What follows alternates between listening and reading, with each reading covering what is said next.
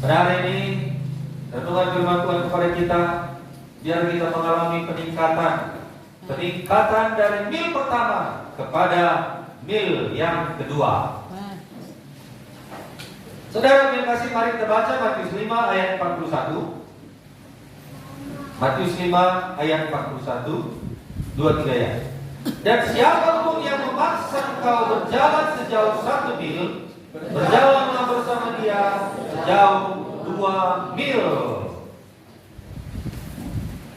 Ini latar belakangnya, saudaraku, orang Yahudi di bawah perbudakan orang Romawi. Jadi tentara Roma pada waktu itu memaksa orang-orang Yahudi, khususnya laki-laki, saudaraku yang kekasih, untuk membawa ransel ataupun perisai ataupun tombak ataupun logistik mereka di dalam peperangan. Saudaraku, bangsa Israel atau orang-orang Yahudi di dalam perbudakan orang Roma, bangsa Roma, orang Romawi pada waktu itu. Inilah yang melatar belakangi, saudaraku, ayat ini. Dan ayat ini merupakan bagian dari khotbah Tuhan Yesus di bukit. Ketika Yesus memberikan pengajaran ini, bangsa Israel sedang berada dalam penaklukan kerajaan Romawi. Pada masa itu ada peraturan bahwa ketika para serdadu Romawi melakukan perjalanan, maka mereka berhak memerintahkan siapa saja, orang Yahudi siapa saja, untuk membawa barang-barang mereka sejauh 1 mil. 1 mil itu kira-kira 1,5 kilometer. Kira-kira dari sini ke Amplas, itulah kira-kira 1 mil. Amin.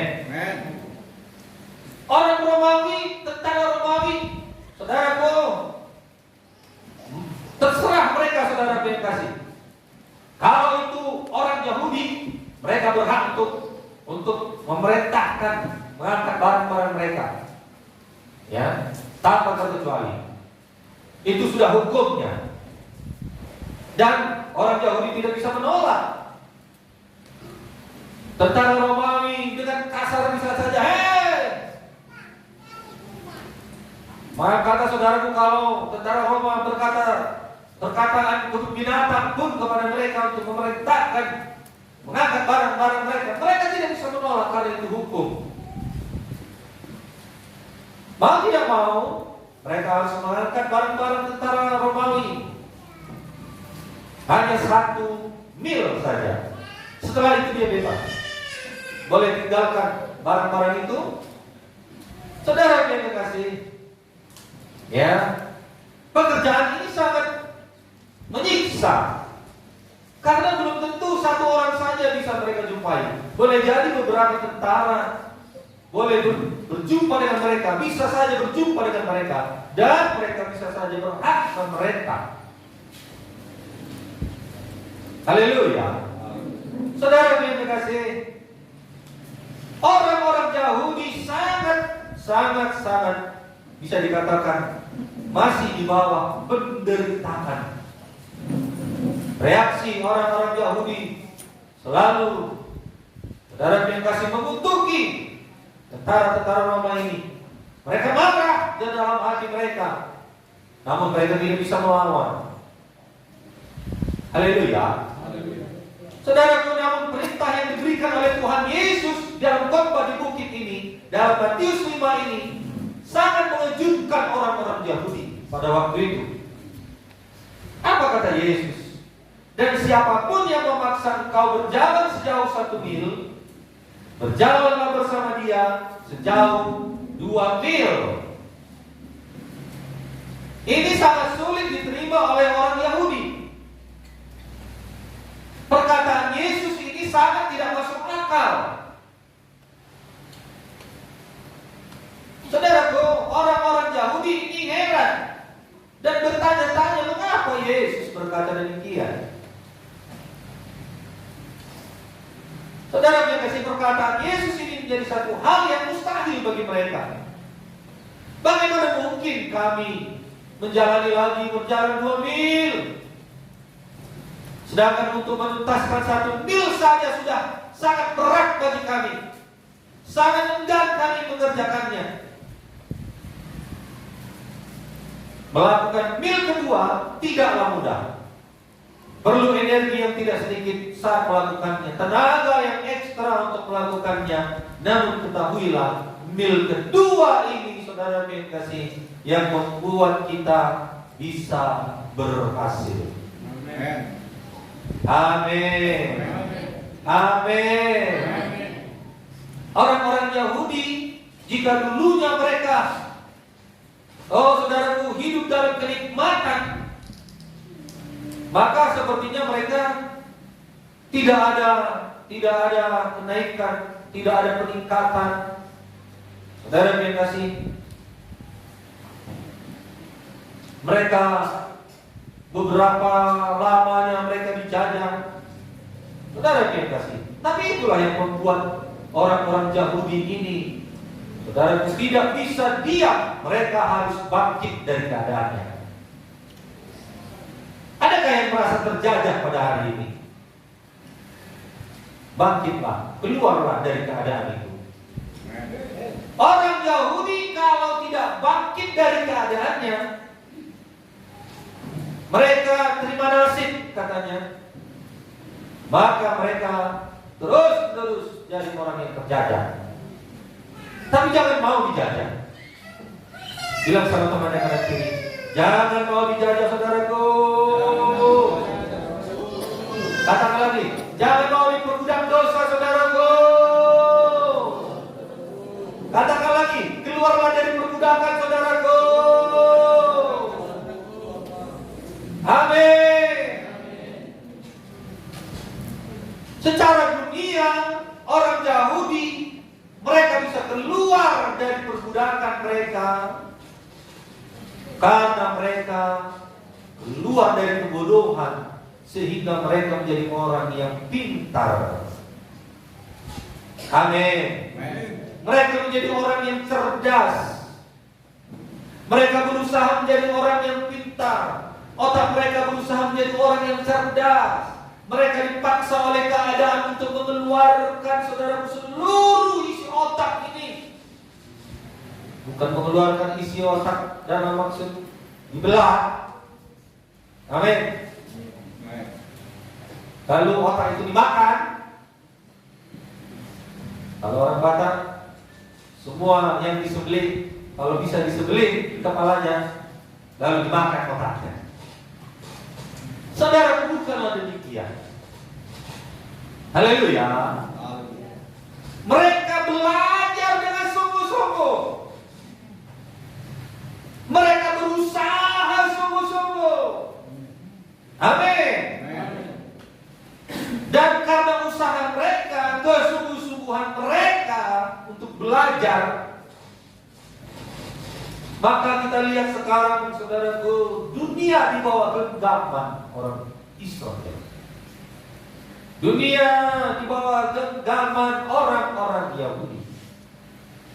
Kenapa? Karena pintar, karena cerdas. Haleluya. Begitu banyaknya sekarang temuan atau hadiah Nobel mereka. Penemu pesawat orang Yahudi, penemu sepeda motor orang Yahudi, penemu listrik bola lampu orang Yahudi, penemu komputer orang Yahudi, penemu Android yang kita pakai setiap hari orang Yahudi, penemu Facebook, penemu Google, penemu musik cetak, penemu jam, penemu radio orang Yahudi, televisi, wifi, WhatsApp, penemunya orang Yahudi, penemu Instagram, Twitter, Microsoft, mesin tenun, bom atom, orang Yahudi. Ilmu fisika, obat-obatan yang saudara tidak ada obatnya, penyakit sifilis, mereka dapatkan obatnya. Penemu AC, dan masih banyak lagi. Amin. Haleluya. Orang Yahudi semuanya itu karena mereka paksa otak mereka ini untuk belajar. Amin. Mereka harus menjadi orang yang cerdas. Mereka harus menjadi orang yang pintar tanpa memperhamba siapapun. Mereka harus naik. Mereka harus meningkat ekonominya. Mereka harus, saudara yang kasih, lebih daripada yang lain. Haleluya. Kecerdasan orang-orang Yahudi mengubah dunia. Amin. Ekonomi, saudaraku yang kekasih, oh luar biasa. Bahkan mereka bisa hidup di padang gurun. Mereka bisa bercocok tanam di padang gurun. Coba bayangkan di padang gurun menanam apa? Tapi orang Yahudi nanam kentang, panen kentang. Amin. Amin. Di padang gurun nanam gandum, panen gandum. Di padang gurun nanam anggur. Anggurnya luar biasa suburnya. Dari mana itu saudara mendapatnya kepintaran itu? Karena mau belajar. Secara logikanya mau belajar. Amin. Saudara, tanah kita ditanam, dilempar saja ubi bisa tumbuh. Kok hanya ubi saja saudaraku yang tumbuh? Kenapa enggak kita coba yang lain? Tentu tanah kita ini lebih subur daripada gurun. Bahkan laut mati pun bisa dibuat lumpurnya jadi masker wajah, sehingga masker wajah itu membuat kinclong para wanita-wanita. Asal berani saja wanigiro. Bayangkan Israel, orang Yahudi, lumpur pun jadi pemutih wajah. Begitu banyaknya lumpur di tempat kita ini. Haleluya. Saudaraku, bangsa Israel pada gurun kekurangan air. Dari mana mereka dapat air? Saudara yang kasih, saking canggihnya mereka buat satu alat untuk menampung air embun pada malam hari. Bayangkan, bisa diminum, bisa mengairi tanaman, bisa untuk mandi. Di saat orang lain kekurangan air, Yahudi tidak kekurangan air. Cerdasnya luar biasa. Haleluya. Kalau waktu itu gempa di Aceh, katanya ya, kami belum sampai ke sana, gak ada air. Lalu didatangkanlah produk dari orang Yahudi ini, mungkin orang Amerika yang membawa. Saudara, air yang diparet-paret itu, disedoki, atau air laut itu, saudara, bisa dibuat minum. Bayangkan, luar biasa. Jernih, jernih aqua, saking cerdas. Haleluya. Haleluya. Pertaniannya tidak bisa diimbangi. Bahkan mereka mengekspor ke negara-negara sekitarnya, negara-negara lain.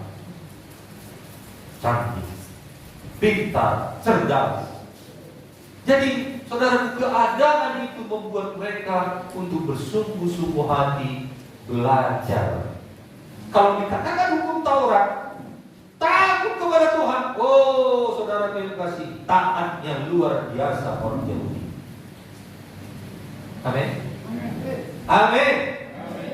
Saudara yang kasih, janji Tuhan kepada bangsa Israel, Yosua 21 ayat 45, dan segala yang baik yang dijanjikan Tuhan kepada kaum Israel, tidak ada yang tidak dipenuhi, semuanya terpenuhi. Amin. Saudara yang kasih, kau mengalami terobosan tahun ini. Mari kamu. Saudara dari diri. Mau mengalami terobosan tahun ini? Belajarlah dengan sungguh-sungguh dan takutlah akan Tuhan. Amin. Maka itu akan mengangkat kita dari segala keadaan kekurangan, dari segala pergumulan, kesukaran. Saudaraku, selama 5.779 tahun Israel ini eksis bertahan dari berbagai perang, pembuangan, penjajahan, hingga sekarang menjadi negara maju yang hampir-hampir zaman Hitler dahulu, saudaraku, hampir punah. Tapi Tuhan sisakan sisa-sisa Israel ini terus bertumbuh dan berkembang. Dia punya negara. Padahal janji Tuhan, saudara, Yerusalem kepada mereka. Tapi pada waktu itu mereka tercerai-berai kemana saja mereka. Saudara yang kasih, tidak ada persatuan. Sekian lama, saudara yang kasih. Bagi kita orang percaya, sekarang kita bukan lagi di bawah penjajahan. Sebagai orang percaya, kita tidak lagi diperhamba. Betul? Semua sudah lahir baru? Semua sudah selamat? Tidak ada lagi yang menjajah kita? Belanda sudah pergi, tidak ada lebih Belanda. Tapi kalau Belanda sudah tidak menjajah kita lagi, maunya kita sekarang ini sudah jadi konglomerat ini kebanyakan. Amin. Amin. Saudara yang terkasih, sudah merdeka. Sudah berapa tahun kita merdeka? Sudah lama kan? Saudara yang terkasih, tapi keadaan kita secara ekonomi belum merdeka. Hari ini kita dengar firman. Tidak cukup hanya ikut Tuhan ibadah, kita perlu belajar karena itu sejalan. Amin. Otak ini juga harus diasah. Baik itu berdoa, baik itu saudara yang masih memuji Tuhan, tetapi jangan sampai kita tidak belajar. Bilang sama temannya, belajar dan ikut Tuhan itu sejalan kita kerjakan. Amin. Saudara yang terkasih, penyerahan total yang harus kita kerjakan. Membawa barang sandal Roma adalah satu hukum. Tidak ada imbalannya, tidak ada upahnya. Tidak bisa dibantah. Kalau dibantah berarti menentang kaisar. Menyerah total orang-orang Yahudi ini. Memang berat apa yang dikatakan Yesus untuk berjalan 2 mil. Namun maksud Tuhan Yesus di sini adalah penyerahan diri untuk bekerja keras. Itu satu keharusan. Rajin itu satu keharusan. Sampai-sampai firman Tuhan di dalam Alkitab ini mengatakan, belajarlah kepada semut.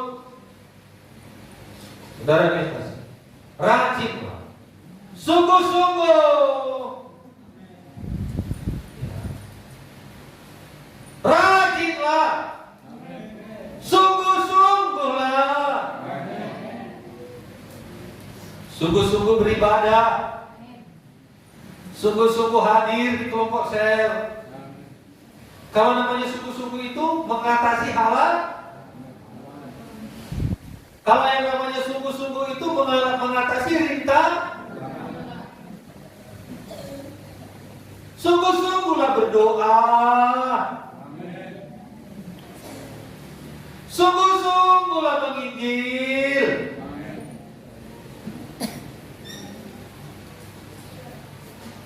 Sungguh-sungguhlah muda-mudi, yang muda-mudi. Apa belum cukup itu tahun baru libur? Belum cukup? Ya kita tambah liburnya. Tahun namanya libur, itu takut dong. Coba hitung saudaraku. 1 tahun 360 5 hari. Libur ada berapa? Hari Minggu saja lah dulu. Tiap minggu sudah berapa? Tambah lagi libur tanggal merah. Banyak kan? Tambah lagi libur bersama.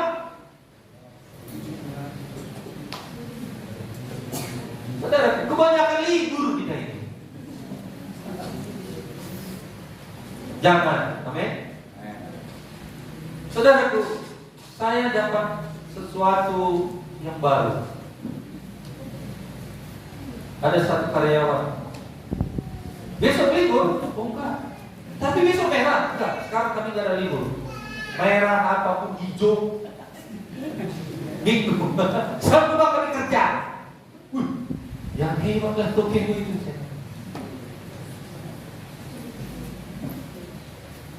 Itu dunia. Lalu datang kita orang pribumi ini, atau suku kita ini, maunya libur lah. Ini udah tahun baru, maunya libur lagi. Ya sudah, kalau mau libur ya gak usah kerja, mau libur gak usah sekolah. Lalu jadi apa? Dijajah. Mari bangkit, amin. Jangan terima itu kebanyakan libur-libur. Amin. Penyerahan diri total saudaraku kepada Tuhan untuk sungguh-sungguh, untuk beribadah kepada Tuhan. Apalagi saudaraku, serahkan total lah kepada Tuhan. Jangan tanggung-tanggung. Amin. Memang berat, ya berat. Inilah keadaannya. Saudaraku, berbicara, kerajinan ini berbicara tentang kerja.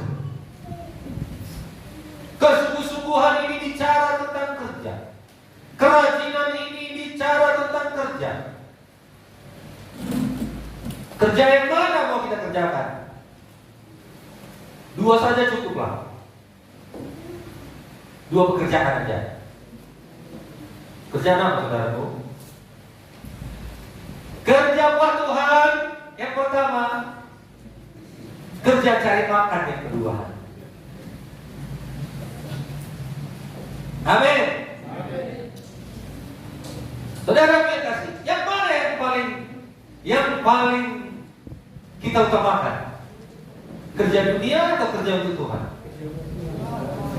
Kerja untuk Tuhan. Oh, ada? Mana buktinya, mana? Sekali lagi dulu saya tanya, renungkan baik-baik. Ada 2 pekerjaan kita. Kerja untuk dunia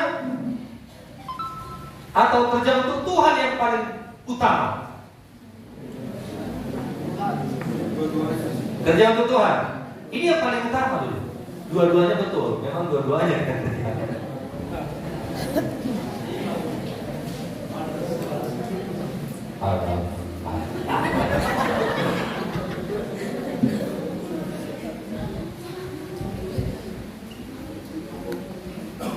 Siapa yang bilang kerja untuk Tuhan? Masa kanan. Siapa yang bilang kerja untuk dunia ini? Katakan. Gak ada. Siapa yang tidak angkat tangan? Angkat tangan. Good. Saudara yang kasih. Gini aja lah logikanya. Kerja untuk dunia, untuk kita. Oke lah, untuk makan, minum, pakai. Kita kaya, kita punya rumah, kita punya mobil. Kita dapat dunia ini. Kita punya tanah lebar, kita punya kebun lebar. Sungguh-sungguh kita mengerjakan, ya memang kita dapat. Tinggal kali kalau kita mati. Tinggal nggak? Tinggal nggak? Ah, belum masih orang akor yang belum jawab. Tinggal nggak itu? Lalu satu lagi, kerja buat Tuhan. Kalau kita kerja buat Tuhan, kerja di ladangnya Tuhan, hasilnya adalah kekekalan.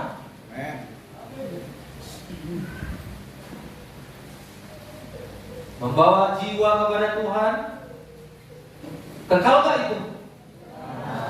Sampaikah itu ke surga? Dapat gak mahkota nanti di surga? Karena belum kita terima ya, kadang-kadang kita bimbang kan? Saudara yang kasih, ada gak rumah kita nanti di surga? Tanya dulu, ada di rumah kita. Sadarkan dulu, tanya dulu dia ada tak?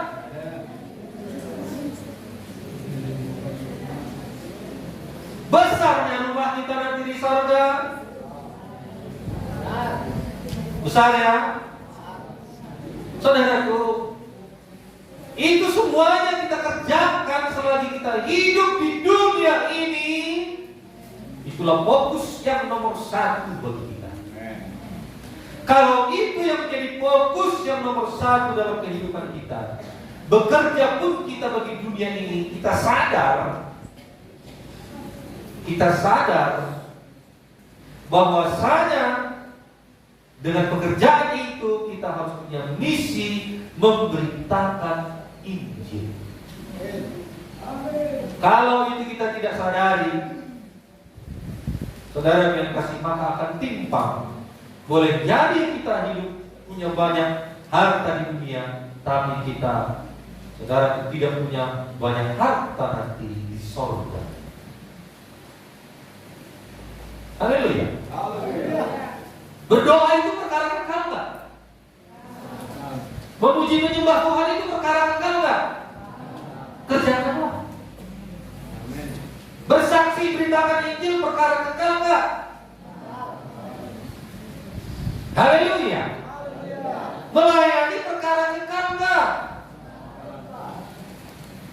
Maka itulah pil kedua yang dikatakan Yesus. Yang paling belakang buat aminnya. Haleluya. Penyerahan total udahlah, layani Tuhan aja lah. Ya bukan berarti saudara tinggal pekerjaan, enggak. Ada misi di tempat saudara berada itu untuk memberitakan Injil. Amin. Menangkanlah sebanyak-banyaknya jiwa-jiwa.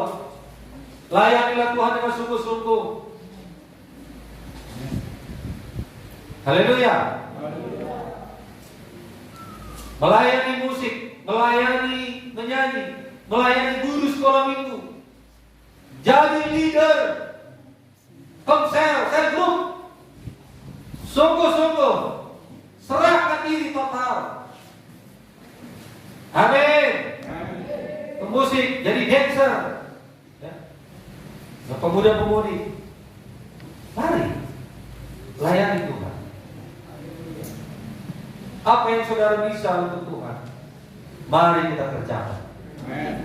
Itu perkara yang kedua, serahkan diri total sepenuhnya untuk melayani Tuhan. Maka tidak ada dunia ini menarik kita. Sekuat apapun dunia menarik kita, secanggih apapun daya tarik dunia ini menarik kita, kita tidak akan tertipu. Amin. Tapi kalau lebih banyaknya dunia di hati kita, Tuhan jadi terhilang, kita buat jauh.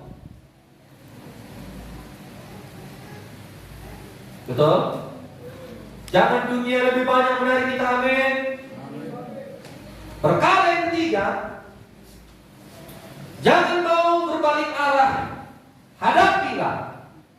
Banyak orang Yahudi dari kejauhan berbalik arah sebelum berjumpa dengan prajurit Roma untuk menghindari beban 1 mil. Orang Yahudi kalau sudah tahu dari sana, dari arahnya sana, sebelum ketahuan, menghindar mereka. Supaya apa? Supaya tidak mengangkat beban 1,5 kilometer. Bebannya bukan ringan, 50 kilo, 80 kilo. Saudara yang kasih. Dan tidak ada imbalan apapun. Apakah kita berbalik arah meninggalkan Tuhan ketika kita mendengar tentang pekerjaan 2 mil? Balik arah 100 berapa? Kalau begini 180 atau 180? Ya, 360 balik lagi kan? Berarti suruh perempuan tidak di sekolah minggu.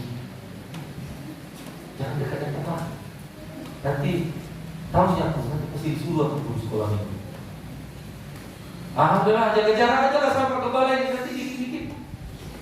Pasti nanti disuruh begini, suruh mengunjungi. Yang mau dekat-dekat dengan gembala sidang katakan amin. Jangan menjauh, amin. Paling-paling disuruh mengunjung. Paling-paling disuruh jangan berbalik arah. Sering-sering kau datang ke gereja, fellowship. Paling-paling apa? Suruh berdoa. Ini doa Vespa saudara kau sangat sedikit. Setiap hari Sabtu. Ayo, saudara yang punya keinginan, kerinduan berdoa, ayo di sini setiap jam 6 doa Vespa. Ayo doa sama setiap hari Jumat. Mudah-mudahan setiap hari Sabtu. Jangan berbalik arah, amin. Jangan beralasan. Itu abang-abang kami pun gaknya mudah-mudi. Yang abangan ngomong lagi, cendil-cendilnya semua pemalah. Anak-anak bawang semua, malu kami ikut mudah-mudi. Ya kalau itu pikiran ini saudara yang kasih, gak akan jadi. Haleluya. Melayani, udahlah leader-leader aja lah. Kerjaan mereka itu. Jangan. Pekerjaan kita semua. Jangan berbalik arah. Hadapi. Amin. Lalui mil kedua itu. Lalui mil kedua itu. Haleluya. Saudara yang kasih, sukacita mengerjakannya. Maka itu sumber damai dalam kehidupan kita. Yang keempat, lanjutkan mil yang kedua dengan semangat, dengan sukacita, dengan gairah daripada Tuhan. Bila perjalanan pada mil yang pertama kita lakukan tanpa amarah dan tanpa sungut-sungut, maka perjalanan selanjutnya tidak akan terasa sulit. Sebaliknya, apabila mil yang pertama kita jalani dengan amarah dan sungut-sungut, maka mil yang kedua akan menjadi beban dan sungut-sungut. Tidak menjadi berkat. Tidak mengadakan terobosan. Tidak membuat breakthrough. Karena sungut-sungut. Kita sebagai orang Kristen dituntut untuk hidup di dalam mil yang kedua. Saya ulangi, sebagai anak Tuhan, kita ditegaskan, kita dimotivasi untuk berjalan pada mil yang kedua. Amin. Saudara yang kekasih, Yesus hidup di mil yang kedua. Yesus mengharuskan kita juga untuk hidup pada mil yang kedua. Matius 5:38 sampai dengan 48 dapat kita temukan. Saudaraku, salah satu hal yang paling sulit diterima manusia adalah tidak boleh membalas. Itu mil kedua. Amin. Membalas jahat dengan jahat mudah, tetapi membalas yang jahat dengan kebaikan itu sangat-sangat sulit. Mari kerjakan, amin. Haleluya. Jalanilah, hadapilah, kerjakanlah mil yang kedua ini. Jika pipimu ditampar, pipi kirimu ditampar, berikan pipi. Jika pipi kananmu ditampar, berikan pipi. Saudara yang kasih, artinya bagaimana? Begitulah mil yang kedua itu bagi orang Kristen, bagi kita anak Tuhan. Jangan bersungut-sungut pada mil yang pertama, jangan bersungut-sungut pada mil yang kedua. Haleluya. Bagaimana mil yang kedua ini? Jadi apa maksudnya mil kedua? Mengasihi sesama adalah mil pertama, mengasihi musuh adalah mil yang kedua. Mengasihi sesama ya oke lah, sama-sama baik, sama-sama anak Tuhan, sama-sama orang Kristen, itu masih mil yang pertama. Tapi mengasihi orang yang memusuhi kita, itu mil yang kedua. Memberkati orang yang memberkati kita, itu masih mil pertama. Kita diberi, lalu kita memberi dia, itu masih mil pertama. Amin. Tapi kalau memberkati orang yang mengutuk kita, itu sudah mil yang kedua. Masih mau mengerjakan mil kedua ini? Amin. Berbuat baik kepada orang-orang yang berbuat baik kepada kita adalah mil pertama. Berbuat baik kepada orang yang membenci adalah mil yang kedua. Berdoa bagi orang yang mendoakan kita, itu mil pertama. Berdoa bagi mereka yang membenci kita, itu adalah mil yang kedua. Dalam hal kemurahan hati, ada perbedaan antara kasihan dan belas kasihan. Kasihan adalah sebuah perasaan yang disebabkan oleh keadaan seseorang. Hal ini dilakukan oleh sebagian besar manusia di dunia ini. Sedangkan belas kasihan adalah buah roh yang diwujudkan dengan tindakan. Itulah yang harus kita kerjakan untuk melangkah 2 mil, mengerjakan buah-buah roh. Haleluya. Masih banyak lagi contoh sebagai bentuk aplikasi untuk mempraktekkan mil kedua ini. Apalagi saudaraku, jika dahulu mencuri, sekarang bukan saja mencuri, tetapi meningkatkan kerja keras dan memberi. Haleluya. Jika dahulu mudah marah dan membenci, sekarang bukan saja berhenti membenci dan mengurangi emosi, tetapi meningkatkan hingga bisa mengasihi. Sanggup nggak ini? Sanggup? Di dalam dunia pekerjaan kita bisa melihat aplikasinya saudaraku dalam Efesus 6 ayat 5-7. Hai hamba-hamba, taatilah Tuhanmu yang di dunia dengan takut dan gentar dan dengan tulus hati, sama seperti kamu taat kepada Kristus. Jangan hanya di hadapan mereka saja untuk menyenangkan hati orang, tetapi sebagai hamba-hamba Kristus yang dengan segenap hati melakukan kehendak Allah dan yang dengan rela menjalankan pelayanannya seperti orang-orang yang melayani Tuhan dan bukan melayani manusia. Dan bukan untuk manusia. Amin. Haleluya. Nah, artinya jangan hanya rajin ketika diperhatikan atau ketika diiming-imingi bonus saja, tetapi lakukanlah apapun yang kita kerjakan dengan sebaik-baiknya. Haleluya. Lakukan. Bukan hanya karena gaji, bukan hanya karena iming-iming, bukan hanya karena bonus. Kalau kita kerja buat Tuhan, dari mana gajinya? Dari Pak Eko? Dari itu Tuhan. Ya memang kita kerja juga, kerja untuk Tuhan. Gak ada kita melayani ini kerja untuk manusia. Gak.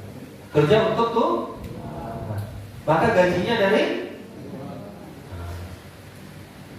Itu sebabnya kalau ada yang berkata maunya digaji lah, sudahlah, cari aja lah tempat lain. Mungkin bukan di sini tempatnya. Dan kalau ada di hati, di pikiran dan di hati kita begitu, berdoa. Ya. Haleluya. Orang Yahudi ini, saudara, kalau dipaksa gak bisa tidak, ya, untuk mengerjakan perjalanan 1 mil ini, tapi itu pula lain membentuk mereka. Dikatakan Yesus selagi harus berjalan 2 mil untuk kerja keras dan kerajinan mereka tidak boleh kendor, maka itulah yang mengangkat kehidupan mereka. Haleluya. Anggaplah saudaraku itu memberi, anggaplah itu saudara sumbangsih kita. Tenaga sumbangkanlah. Amin. Uang sumbangkanlah. Apapun yang kita punyai, anggaplah itu. Kalau kita capek, biarlah itu capek kita anggap saja itu sumbangan kita, pemberian kita, korban kita. Maka Tuhan yang berperkara, Dia tidak mau saudaraku berhutang kepada umatnya. Dia pasti balaskan saudaraku semua jerih payah korban-korban kita. Ingatlah, pasti dikembalikan Tuhan. Haleluya. Haleluya. Pasti dikembalikan Tuhan. Amin. Kalau Dia mengembalikan bukan 1 tambah 1, enggak. Berapa ganda? Paling kecil katanya 30 kali ganda. Lalu 60 kali ganda. Bahkan mana yang mau kita pilih? Pintar saudara. Gak ada mau pilih yang kecil kan? Oleh karena itu, gak usah sayang-sayang melayani Tuhan tenaga ini. Amin. Jangan sayang-sayang. Kalau itu Tuhan kerjakan aja sungguh-sungguh. Amin. Gak usah pikirkan capeknya. Haleluya. Pikirkan. Jadi apa Pak ini pikirkan? Apa dipikirkan? Pergadaan berkat. Pergadaan berkat yang pikirkan. Kan gitu tadi. Ya kan? Siapa? Kan ada 30, 60, 100 kali ganda, kan gitu. Jadi saudara, kita pilih yang 100 kali ganda. Itu aja pikirkan, jangan capeknya dipikirkan. Kalau capeknya dipikirkan ya gak jadi kita, saudara. Gak jadi memberi tenaga, gak jadi berkorban, gak jadi melayani, gak jadi semuanya gak jadi. Kenapa? Karena kita pikirkan capeknya. Jadi jangan pikirkan capeknya melayani Tuhan. Amin. Pikirkan pergandaan berkatnya. Amin. Semangat kita ini.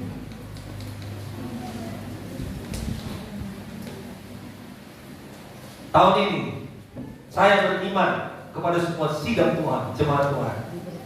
Berkatnya berganda 100 kali ganda dalam nama Yesus. Haleluya. Contoh lain lagi orang-orang yang besar dalam Alkitab. Abraham meninggalkan keluarganya tanpa alamat, disuruh Tuhan pergi ke Abraham, keluar kau dari negerimu itu. Kemana Tuhan? Pokoknya keluar mau. Gitulah kira-kira. Bingung gak kita? Bingung lah. Tuhan suruh pergi. Abraham bilang, kemana Tuhan? Pokoknya keluar kau dari tempatmu itu. Keluar dari kenyamanan katanya. Keluar dari rumah anakku, keluar. Mau kemana? Pokoknya keluar aja, jalan aja kau. Jumpa orang bersaksi. Haleluya. Saudara yang kasih, tapi Abraham patuh saja kepada Tuhan. Nuh melakukan perintah Tuhan meskipun diejek di sekelilingnya. Diejek karena dia membawa perahu di atas gunung. Bukan solo yang kecil, perahu raksasa, mungkin sebesar perahu Titanic nanti. Bisa main bola di dalam. Mengumpulkan binatang-binatangnya saja pun susah. No. Betul saudaraku? Kalau mengumpulkan kambing gampang, mengumpulkan domba gampang, lembu gampang, kerbau gampang, ayam gampang. Betul? Betul? Diejek dia apa dia kerja no? Mengumpulkan harimau gimana?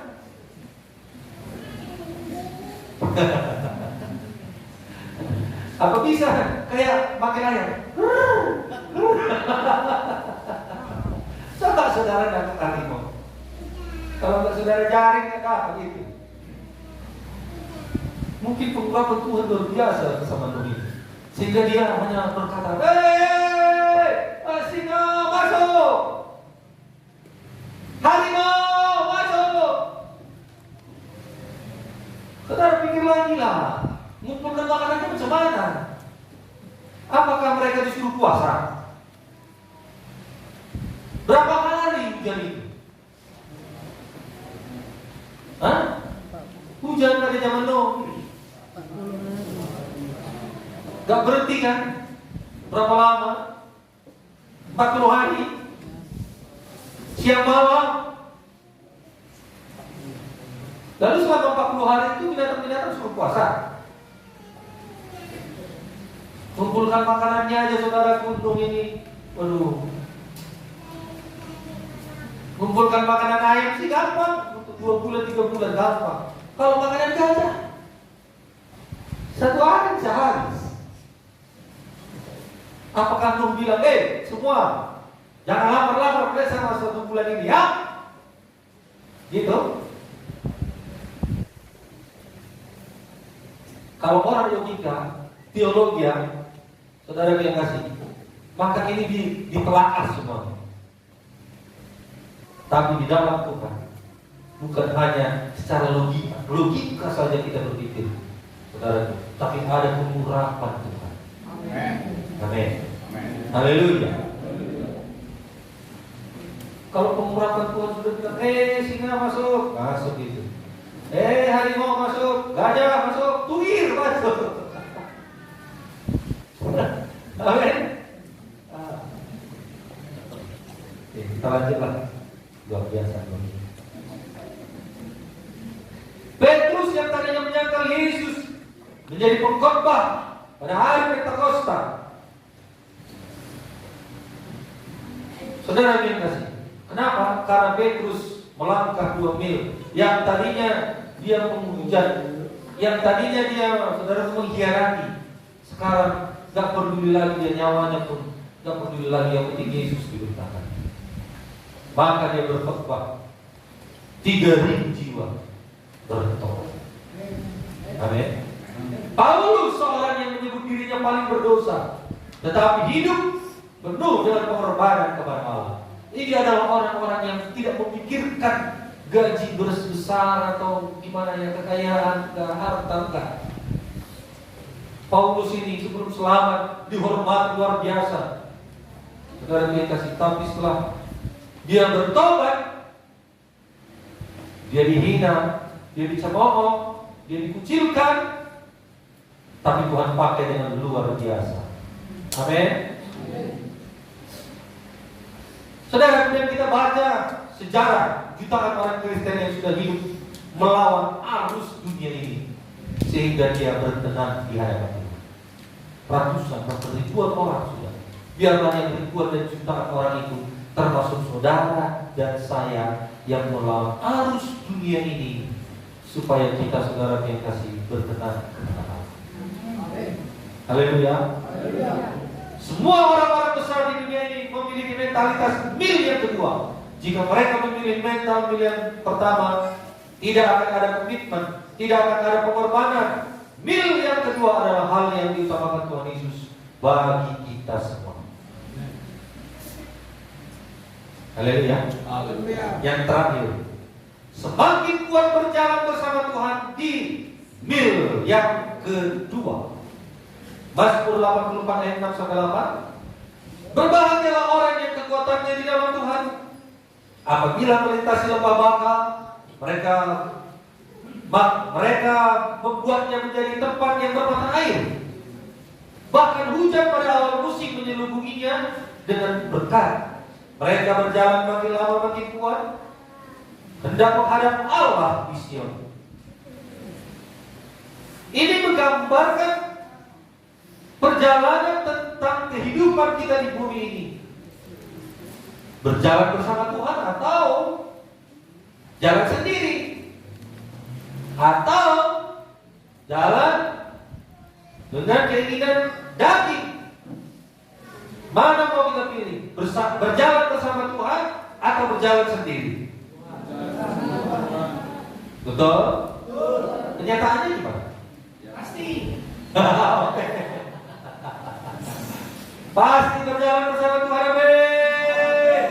Berjalan bersama Tuhan ada perlindungan. Perlindungan dari mana? Dari yang Maha Tinggi, dari surga perlindungan kita. Maka COVID apapun namanya, kalau kita sudah berjalan bersama dengan Tuhan, maka kita akan aman. Bukan berarti tidak ada masalah kalau berjalan bersama dengan Tuhan. Apapun persoalan masalah yang kita hadapi itu, berjalan bersama Tuhan, kita bisa menang. Amin. Dalam kehidupan saat ini, kita tidak akan bertemu dengan para prajurit Romawi lagi. Namun ada hal-hal yang harus kita kerjakan untuk mencapai hasil yang terbaik. Kita akan bertemu dengan Belanda lagi, penjajah dunia.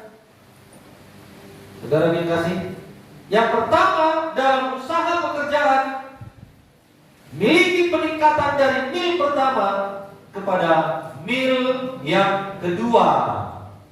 Amin. Haleluya. Dalam menggunakan waktu, lakukanlah mil yang kedua. Amin.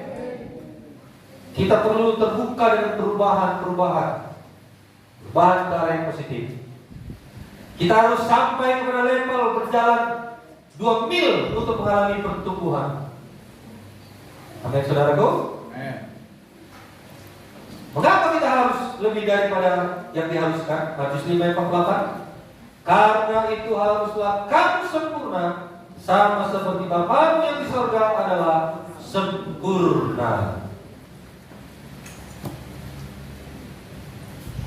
Mungkin enggak seperti Yesus sempurnanya, tapi kita sudah mengalami perubahan. Itu pun sudah puji Tuhan. Haleluya. Amin. Mari menyanyi pemusik. Saudara yang kasih, sadarilah, renungkanlah hari ini berkatnya untuk saudara apa. Jangan nanti bisa belum berkatnya apa pas. Jadi latah. Ambillah berkatnya. Berkatnya apa? Aku